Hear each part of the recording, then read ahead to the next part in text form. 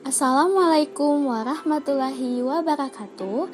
Kami dari kelompok 7, yaitu Bella Angela dari UPN Veteran Jawa Timur, Izzatun Nisa dari UPN Veteran Jawa Timur, Dewi Anggraini dari Universitas Jambi, Laras Aroyo dari Universitas Jambi, Sami Putri Ayu Saritjan dari Universitas Negeri Gorontalo, Syifa Della Novasari dari Universitas Lambung Mangkurat, Saadi Syahrian dari Universitas Negeri Medan, dan Nur Aulia Fitriani dari Universitas Halu Oleo.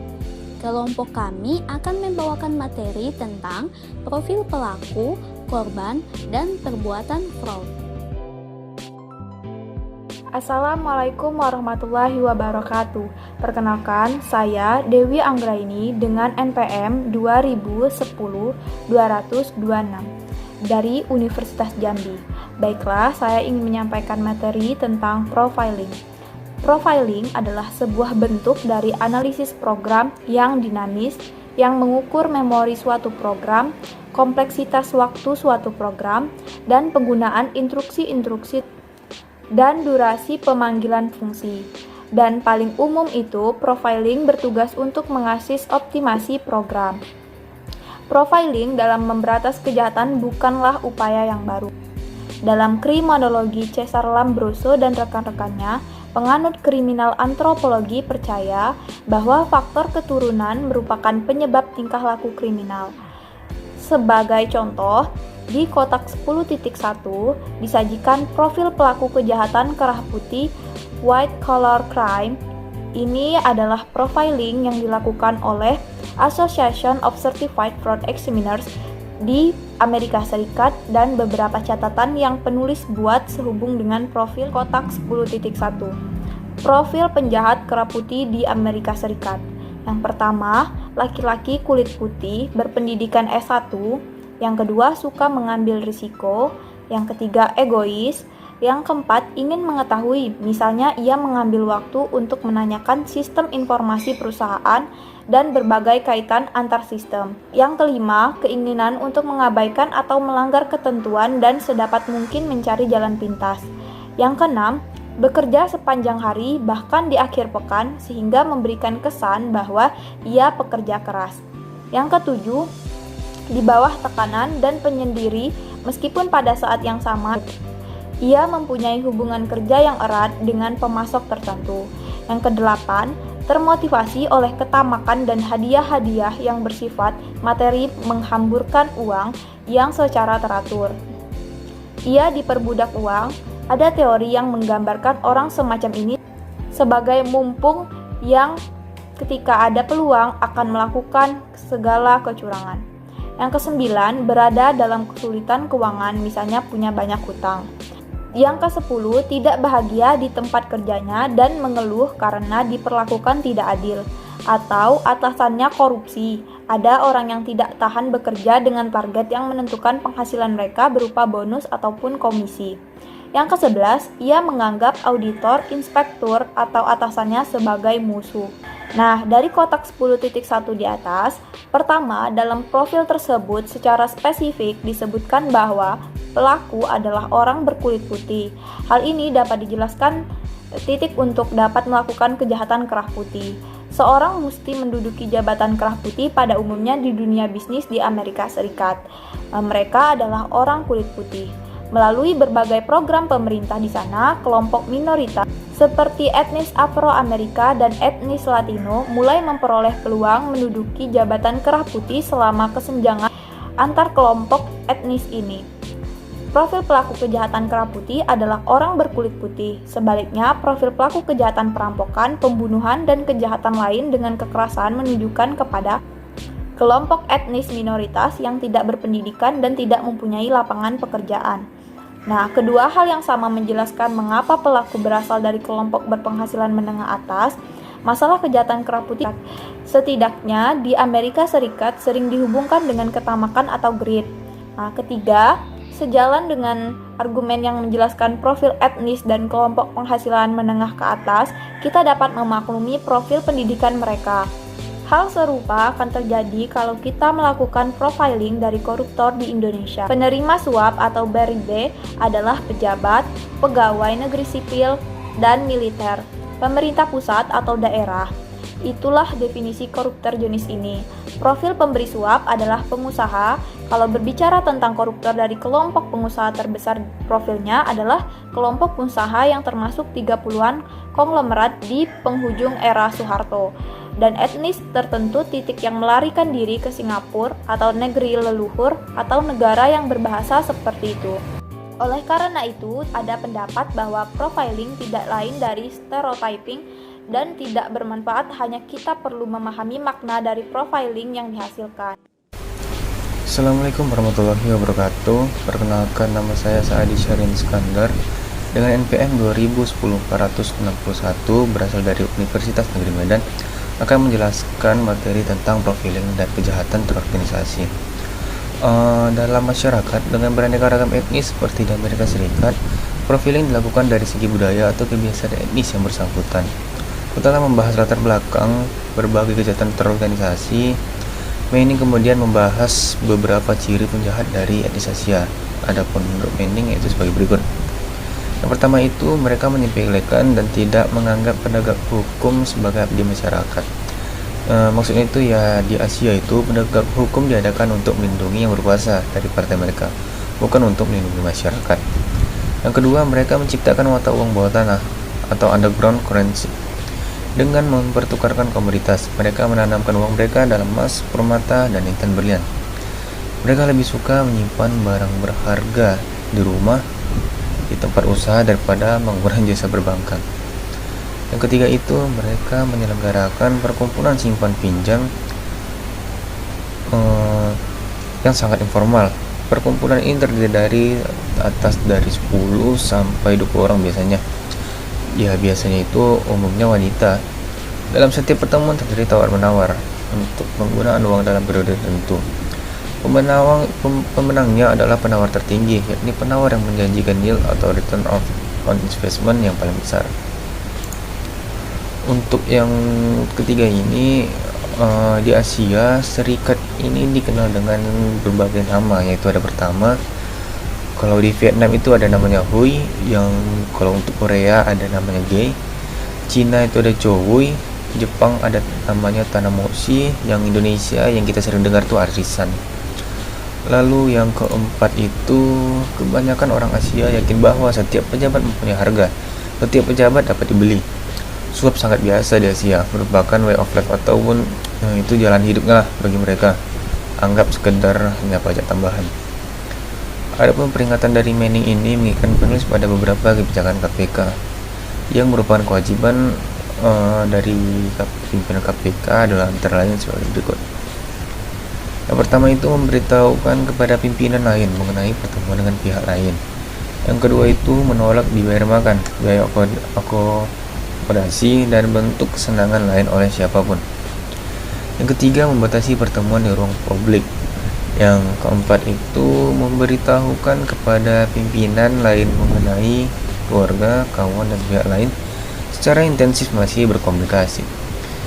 Penulis berat biasa mengamati ciri-ciri unik bangsa Asia tertentu yang merupakan cerminan kelemahan good corporate governance bisnis di Asia.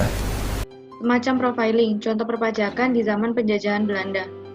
Di zaman Hindia Belanda, penjajah membuat semacam profil dari pembukuan pedagang Tionghoa, India, Arab, dan Jepang.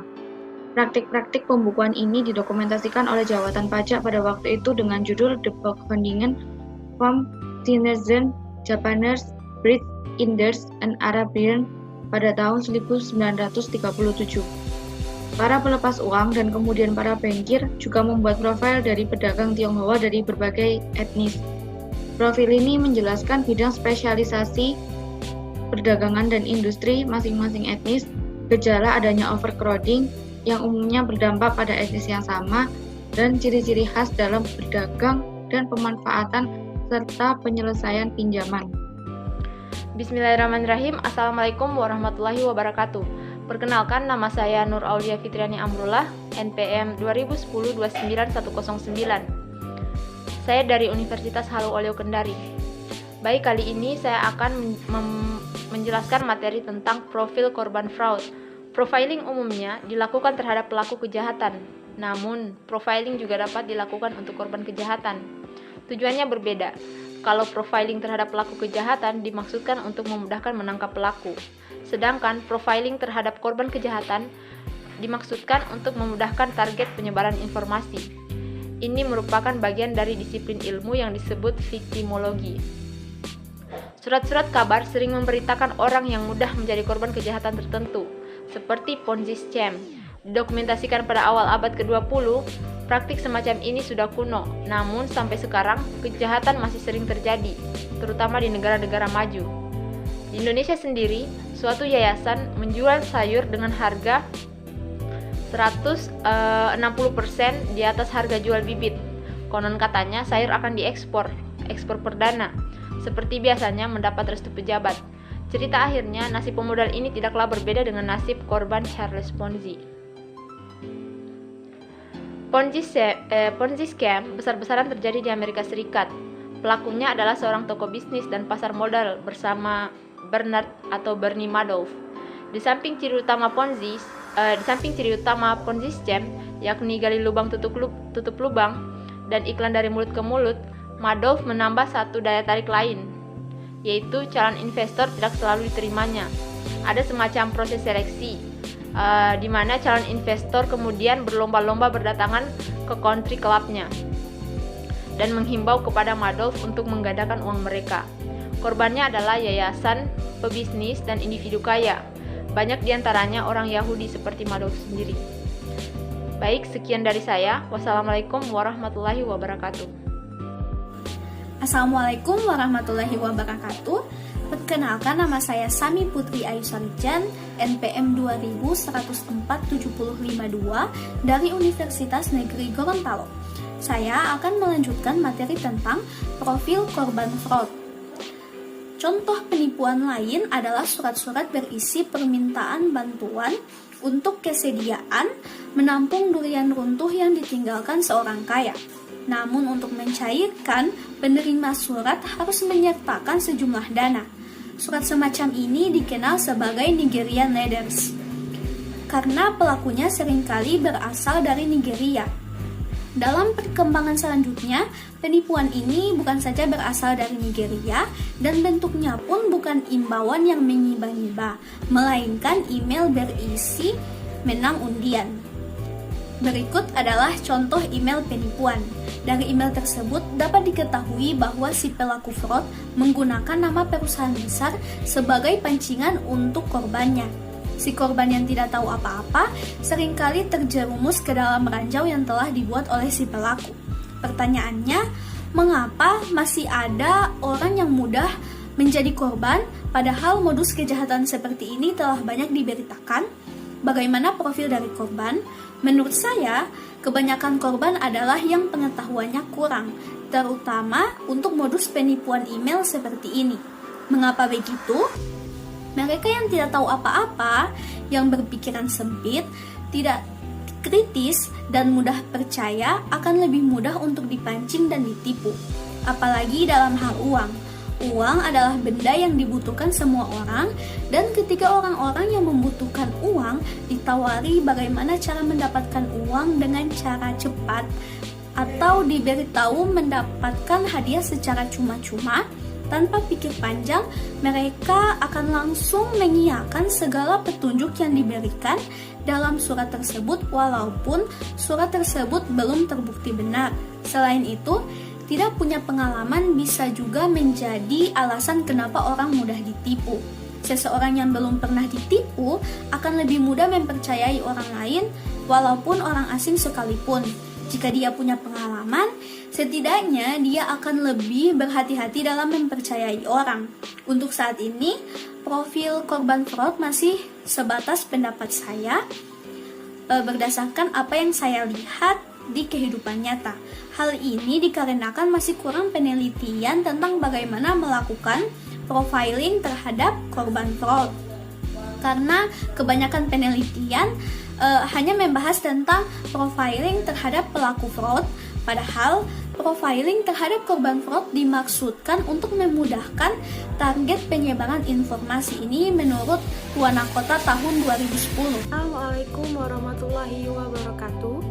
Perkenalkan, nama saya Ras Aroyo dengan NPM 2010-215. Saya berasal dari Universitas Jambi, Prodi Akuntansi. Baik, saya akan menjelaskan tentang profiling terhadap perbuatan atau kejahatan dan lain-lain. Jadi, profiling itu dapat juga dilakukan dalam upaya mengenal perbuatannya atau cara melaksanakan perbuatannya atau modus operandi. Profil dari fraud disebut juga dengan tipologi fraud. Bank Dunia mendokumentasikan kasus-kasus korupsi dari berbagai negara termasuk Indonesia. Direktorat Jenderal Pajak mengompilasi tipologi kejahatan. Perpajakan Bank Indonesia melakukan hal yang sama untuk kejahatan perbankan. PPATK melakukan untuk kasus-kasus pencurian uang. Dengan mengumpulkan tipologi fraud, lembaga-lembaga ini misalnya dapat mengantisipasi jenis fraud yang memanfaatkan perusahaan di negara surga pajak atau tax haven countries atau komisaris bank yang aktif menjalankan usahanya atau pemegang saham yang tidak tercatat sebagai pemegang saham atau pegawai rendahan yang menjadi pemegang saham boneka atau strawman atau frontman. Selanjutnya penjelasan kotak 10.2. Carlo atau Charles Ponzi lahir di Parma, Italia tahun 1882. Dia beremigrasi ke Amerika Serikat bulan November tahun 1903. Selama 14 tahun ia berjalan dari satu kota ke kota yang lain dan dari satu pekerjaan ke pekerjaan yang lain. Tahun 1917 ia menetap di Boston, bekerja sebagai juru ketik dan penjawab surat dari luar negeri. Di bulan Agustus tahun itu, ia mendapat ilham yang mengubah nasib hidupnya. Ponzi ini mengamati bahwa ia dapat memperoleh keuntungan dari jual beli perangko internasional. Untuk menjawab surat atau International Postal Replay, perangko dibeli di Spanyol dengan harga 1 sen dolar ia tukarkan di kantor pos Amerika dan memperoleh perangko senilai 6 sen dolar dengan modal 100 US dollar. Ia akan memperoleh 600 US dollar keuntungan sebesar 500%. Akalnya yang cerdik dengan cepat menemukan cara membuat uang dalam jumlah yang sangat besar dan dalam tempo yang singkat. Jadi tanggal 26 Desember 1919 ia mendirikan perusahaan yang diberikan nama The Security Exchange Company. Melalui perusahaan ini ia menjual surat promes dengan menjanjikan bunga 50% dalam 90 hari. Lebih dari itu, ia mengklaim dapat membayar bunga itu dalam 43 hari saja. Kalau benar, ia dapat menggandakan uang dalam tempo 90 hari. Apa yang sesungguhnya terjadi? Hasil penjualan surat utang itu tidak ditanamkan kembali, tetapi dipakainya untuk membayar bunga 50%. Keuntungannya besar dibisik-bisik oleh pemodal yang sudah sukses, yang juga dibuktikan dengan gaya hidup Ponzi yang flamboyan mampu menyedot dana-dana segar. Barisan manusia yang panjang mengantri di depan kantornya di School Street. Ribuan pemodal membeli surat promesnya yang berkisar antara 10 US dollar sampai 50.000 US dollar. Jumlah penetapan dana rata-rata 300 US dollar. Jumlah yang teramat besar pada awal abad ke-19. Pada puncak kegiatannya, dana yang masuk mencapai 1 juta US dollar setiap minggu, dan pegawainya tidak cukup untuk menangani transaksi sebesar itu.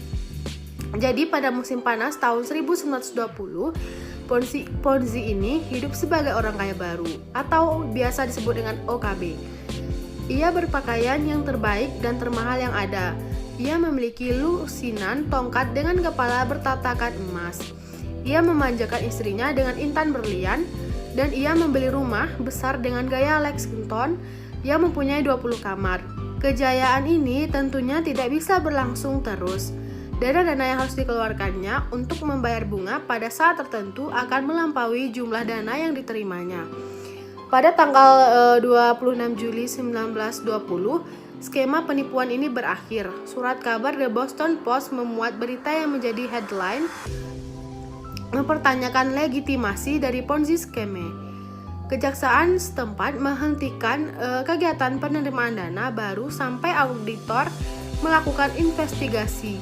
Dalam hitungan jam, lautan manusia memenuhi kantor Ponzi, berusaha menarik kembali dana mereka. Jadi pakar-pakar hukum pidana mengompilasi kasus-kasus tindak pidana berdasarkan konsep hukum yang diterapkan. Hal ini memudahkan mereka dalam menyiapkan argumen untuk kasus yang serupa. Assalamualaikum warahmatullahi wabarakatuh. Perkenalkan, nama saya Siva Della Novasari Munarto, NPM 2010-10100. Di sini saya akan menjelaskan mengenai teknik profiling. Beberapa tahapan yang dilakukan dalam teknik profiling yaitu pertama, analisa tipe kejahatan dan bagaimana kejahatan dilakukan, yaitu dengan membuat analisis mengenai tipe kejahatan dan bagaimana kejahatan itu dilakukan. Kemudian, bandingkan tipe kejahatan dengan kasus lain di masa lampau. Yang kedua, analisa TKP, yaitu dengan membuat analisa mengenai tempat kejadian perkara. Setiap serial killer atau devicer berantai, walaupun terlihat mirip modus operasinya, pasti akan memiliki signature tersendiri. Setiap pelaku kriminal memiliki ciri khas atau keunikan dalam melakukan kejahatan. Yang ketiga, analisa kegiatan pelaku dengan korban, yaitu menganalisis kegiatan korban sehari-hari untuk melihat kesamaan pelaku dengan korban, bisa dari media sosial yang digunakan maupun komunikasi dan aktivitas di dunia nyata. Yang keempat, analisa faktor yang dapat menjadi motif, yaitu menganalisa kemungkinan dari faktor-faktor yang bisa menjadi motif pelaku dalam melakukan kejahatan. Yang kelima, deskripsi kemungkinan pelaku dari karakteristik yang sudah terdeteksi, yaitu mendeskripsikan mengenai kemungkinan pelaku dari karakteristik yang sudah terdeteksi. Kemudian di sini ada Douglas dan kawan-kawan, itu menjelaskan 6 tahapan dalam proses profiling. Yang pertama yaitu input. Input itu mengumpulkan detail dan fakta dari aksi kejahatan yang sedang diinvestigasi. Yang kedua ada decision process, yaitu menyusun informasi yang dapat menjadi sesuatu yang bermakna, serta menganalisa siapa yang rentan menjadi korban dan resiko yang mungkin akan ditanggung pelaku dalam melakukan aksinya. Misalnya, melakukan kejahatan di siang hari akan lebih beresiko cepat ketahuan daripada melakukan kejahatan di malam hari. Yang keempat ada criminal profile, yaitu mulai membangun deskripsi profil si pelaku. Yang kelima, investigation, yaitu menggunakan deskripsi profil sebagai petunjuk penyidikan. Yang keenam, apprehension, yaitu mencocokkan informasi baru dengan deskripsi profil yang telah dibuat. Dalam tahap ini amat dimungkinkan untuk melakukan perubahan profil. Perkenalkan, nama saya Bella Angela, NPM 170130100228 yang berasal dari Universitas Pembangunan Nasional Veteran Jawa Timur. Pada kesempatan kali ini, saya akan menjelaskan terkait fase-fase profiling. Jadi, terdapat beberapa fase saat melakukan profiling. Antara lain adalah yang pertama, antecedent, yang dideskripsikan sebagai orang atau tempat, suatu atau kejadian yang datang sebelum perilaku terbentuk, yang dapat mendorong pelaku untuk melakukan sesuatu atau berkelakuan tertentu. Antecedent, keberadaannya tidak dapat dikendalikan. Jadi, akuntan forensik harus dapat mengetahui jawaban mengenai asal atau alasan pelaku melakukan kejahatan. Fase yang kedua adalah method and manner. Dalam fase ini, akuntan forensik harus mengetahui tentang apa dan bagaimana kejahatan tersebut dilakukan oleh pelaku. Yang ketiga ada fase evidence disposal, yang merupakan tindakan yang dilakukan oleh pelaku untuk menghilangkan barang bukti ketika melakukan kecurangan.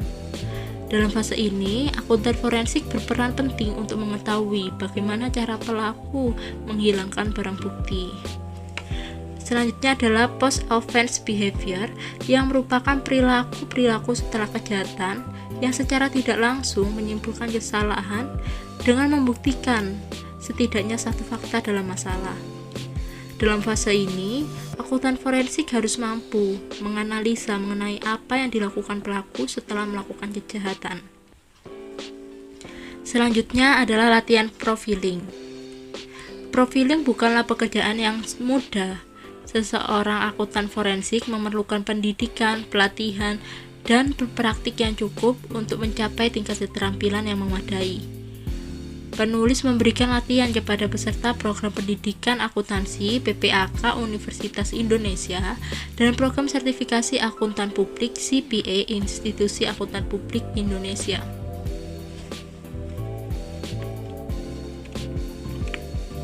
Dalam latihan ini, para peserta cenderung melihat kesamaan latar belakang para pemberi suap seperti laki-laki, pedagang atau pebisnis, etnis tertentu, dan seterusnya.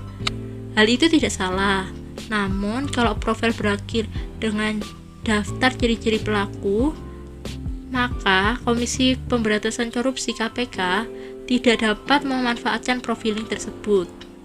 Oleh karena itu, dalam pelatihan untuk para akuntan forensik, penulis menambahkan lagi catatan yang berikut, yaitu profiling yang dibuat harus dapat dimanfaatkan oleh KPK untuk program pencegahan korupsi. Itulah pemaparan materi dari kelompok kami. Terima kasih atas perhatiannya. Wassalamualaikum warahmatullahi wabarakatuh.